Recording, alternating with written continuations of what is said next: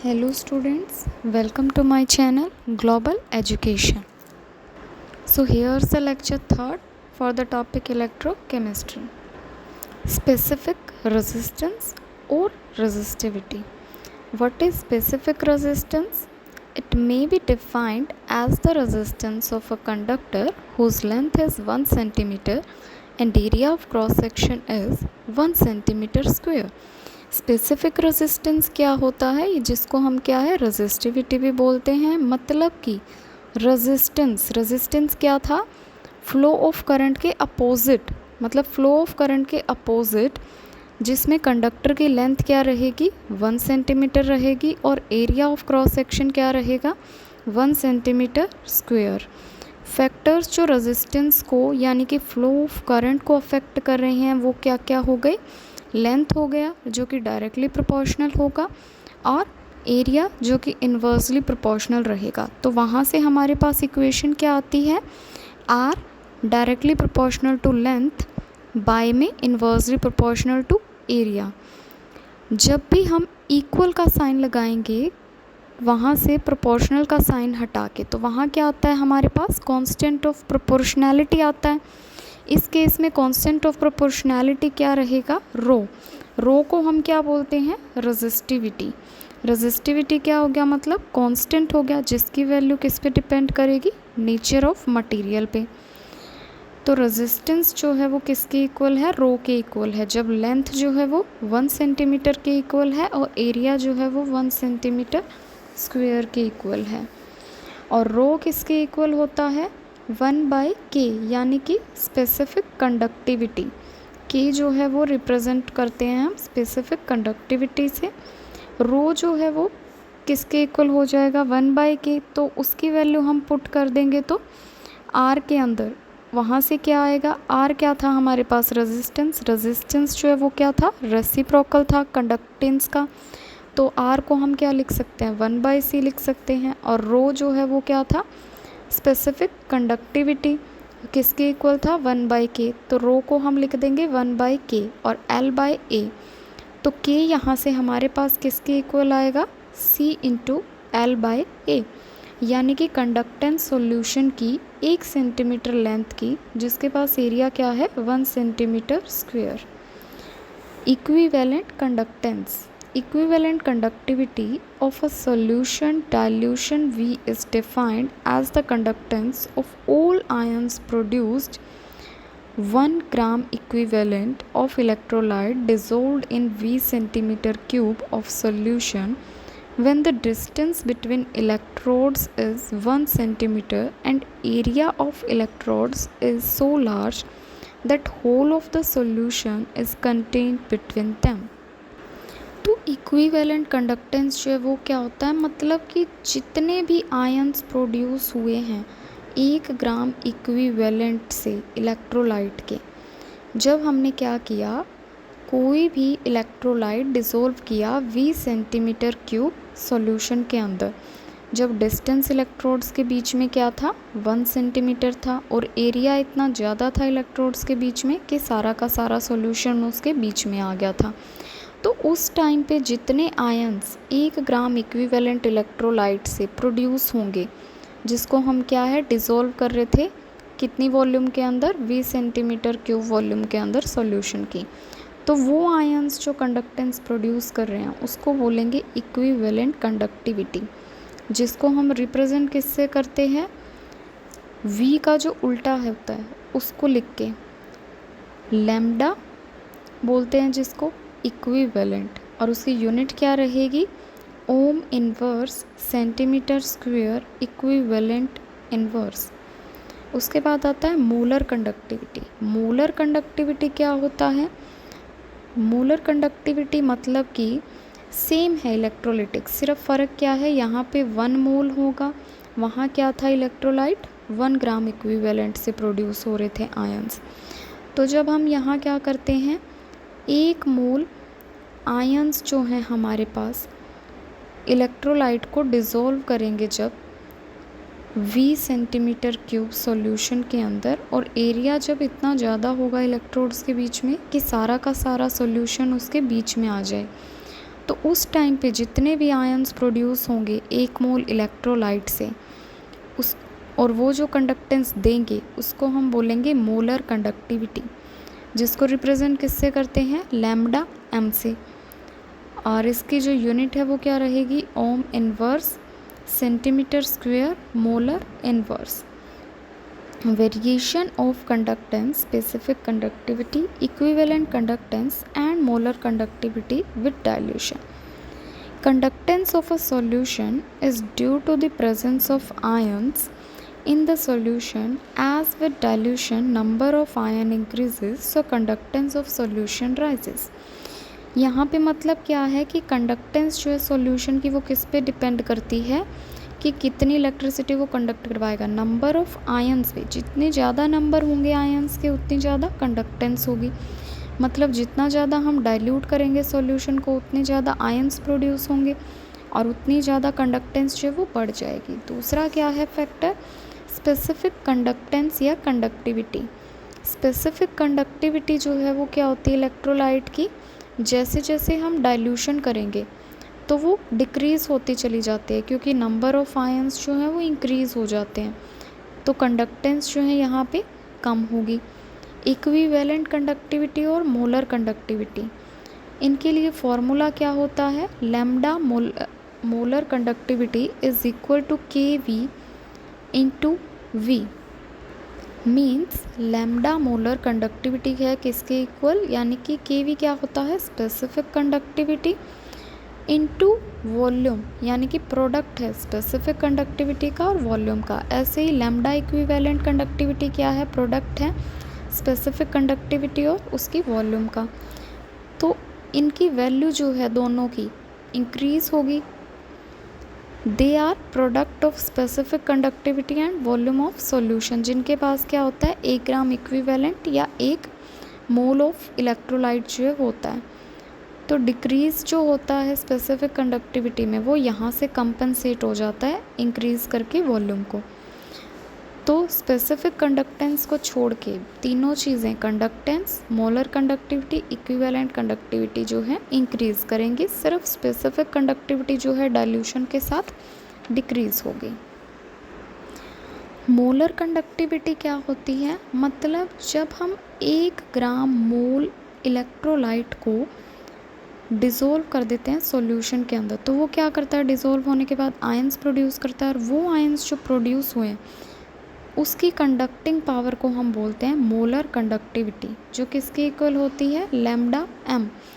और lambda M जो है वो किसके इक्वल रहेगा, के इंटू 1000 बाय में एम। एम जो है वो क्या है कंसंट्रेशन मोल्स पर लीटर के अंदर। तो अब क्या देखेंगे हम, variation of molar conductivity with concentration. Concentration के साथ साथ मोलर कंडक्टिविटी कैसे इंक्रीज़ होती है।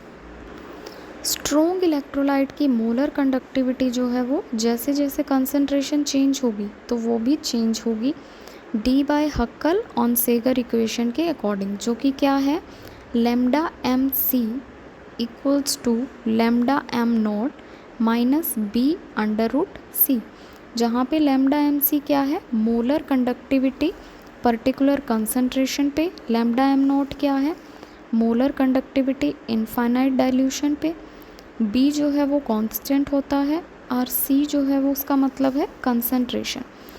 इस इक्वेशन को यूज़ करके जब हम कंसंट्रेशन और मोलर कंडक्टिविटी के बीच में एक ग्राफ बनाएंगे तो हमारे पास क्या आएगी, स्ट्रॉन्ग इलेक्ट्रोलाइट के लिए एक लीनियर लाइन जो है वो आएगी, और स्ट्रॉन्ग इलेक्ट्रोलाइट के लिए हम क्या कर सकते हैं, उसको ग्राफ को एक्स्ट्रापोलेट भी कर सकते हैं जब तक कंडक्टिविटी जो है वो 0 तक नहीं हो जाती। उसके लिए रीज़न क्या है, conductance behaviour of strong electrolyte के अंदर जब भी स्ट्रॉन्ग इलेक्ट्रोलाइट होता है हमारे पास तो क्या होगा, जैसे ही हम डाइल्यूशन करेंगे तो नंबर ऑफ आयंस पे कोई फ़र्क नहीं पड़ेगा ज़्यादा, क्योंकि स्ट्रॉन्ग इलेक्ट्रोलाइट क्या होता है जो कम्प्लीटली आयनाइज्ड हो जाता है, पूरा का पूरा टूट जाता है आयंस के अंदर। If in concentrated solution of strong electrolytes there are strong forces of attraction between the ions of opposite charges called interionic forces. इसका मतलब क्या है कि कंसनट्रेटेड सॉल्यूशन जब होता है तो उस टाइम पे स्ट्रॉन्ग इलेक्ट्रोलाइट में क्या होती है, फोर्स ऑफ अट्रैक्शन बहुत ज़्यादा हो जाता है आयंस के बीच में। उसको हम क्या बोलते हैं, इंटर आयनिक फोर्सेस। इस इंटर आयनिक फोर्सेस की वजह से कंडक्टिंग जो नेचर है वो कम हो जाता है कंसनट्रेटेड सॉल्यूशन में। जैसे ही हम डाइल्यूट करते हैं लेकिन वो क्या करेगा, आयंस जो हैं वो दूर दूर चले जाएंगे, फोर्स ऑफ अट्रैक्शन कम हो जाता है। इसी वजह से वहाँ पे क्या है, कंडक्टेंस इंक्रीज़ हो जाएगी। लेकिन वीक इलेक्ट्रोलाइट के केस में क्या होगा, वीक इलेक्ट्रोलाइट का मतलब क्या होता है, जो पार्शली टूटता है, मतलब पूरा का पूरा आयंस के अंदर नहीं टूटता। तो उसमें क्या होगा, नंबर ऑफ आयंस एक इलेक्ट्रोलाइट कितने देगा सॉल्यूशन में, वो किस पे डिपेंड करेगा, डिग्री ऑफ डिसोशिएशन पे, जैसे जैसे हम डाइल्यूट करेंगे। तो जैसे ही हम डाइल्यूशन इंक्रीज़ करते हैं तो डिग्री ऑफ डिसोशिएशन क्या होता है, इंक्रीज़ हो जाता है। तो मोलर कंडक्टेंस जो है वो भी इंक्रीज़ हो जाएगी, क्योंकि आयंस जो हैं वो ज़्यादा प्रोड्यूस होंगे डाइल्यूशन में। लेकिन लिमिटिंग वैल्यू जो है मोलर कंडक्टेंस की, वो क्या होगी, डिग्री ऑफ डिसोशिएशन को कॉरस्पॉन्ड करेगी, जो कि इक्वल होती है 1 के।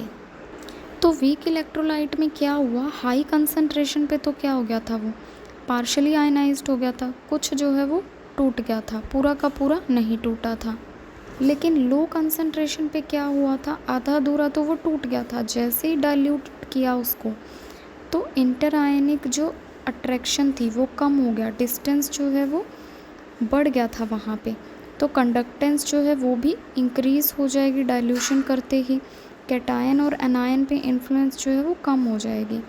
तो वीक इलेक्ट्रोलाइट्स के केस में क्या है, सिर्फ हाई केस में क्या होगा, हाई कंसंट्रेशन पे कम होगी कंडक्टिविटी, लो कंसंट्रेशन पे क्या है, उसमें भी कंडक्टिविटी इंक्रीज़ करेगी। कंडक्टिविटी जो है वो मैक्सिमम होगी इनफाइनाइट सॉल्यूशन पे। Weak electrolyte conductance behaviour, weak electrolyte जो है वो तो डिसोशिएट करता है कम एक्सटेंट पे, मतलब कम करेगा, पूरा नहीं टूटेगा। लेकिन स्ट्रॉन्ग जो है वो पूरा टूट जाता है, तो वहाँ पे कंडक्टेंस जो है वो ज़्यादा होगी जैसे जैसे डाइल्यूशन हम करेंगे। और कंडक्टेंस में क्या होता है, इनफाइनाइट डाइल्यूशन करते करते क्या होगा, कंडक्टेंस इंक्रीज़ हो जाएगी। लेकिन वीक इलेक्ट्रोलाइट के लिए हम क्या है, इनफाइनाइट डाइल्यूशन पे कंडक्टिविटी जो है वो कैसे बता पाते हैं, कोलराउश लॉ से। कोलराउश लॉ जो है वो क्या होता है, मतलब हर एक आयन अपना कितना कंट्रीब्यूशन जो है वो दे रहा है टोटल कंडक्टिविटी को बताने में इलेक्ट्रोलाइट की इनफाइनाइट डाइल्यूशन पे। डेफिनेशन के अकॉर्डिंग क्या होगी, limiting molar conductivity of an electrolyte is the sum of limiting ionic conductivity of cation and anion each multiplied with number of ions present in one formula unit of electrolyte। मतलब क्या है कि एक electrolyte के अंदर कितने cations और anions present हैं, उसकी लिमिटिंग मोलर कंडक्टिविटी का सम, और उसको हम क्या करते हैं, limiting molar conductivity cation anion की मल्टीप्लाई कर देते हैं किसके साथ, नंबर ऑफ आयंस जितने प्रेजेंट हैं इलेक्ट्रोलाइट के अंदर। वहाँ से पता लगता है लिमिटिंग मोलर कंडक्टिविटी हमें इलेक्ट्रोलाइट की, किसके अकॉर्डिंग, कोलराउश लॉ के अकॉर्डिंग। उसके अकॉर्डिंग इक्वेशन भी दी गई है।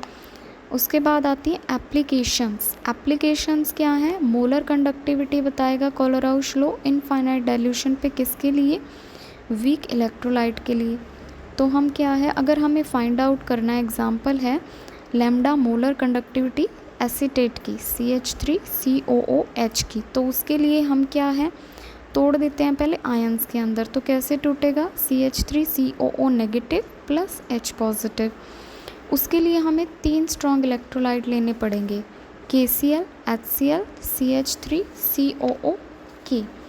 इनको तीनों को हम क्या है, आयंस के अंदर तोड़ेंगे। KCl किसके टूटेगा, K positive plus Cl negative, CH3COO negative plus K positive, और HCl किसके अंदर टूटेगा, H positive plus Cl negative.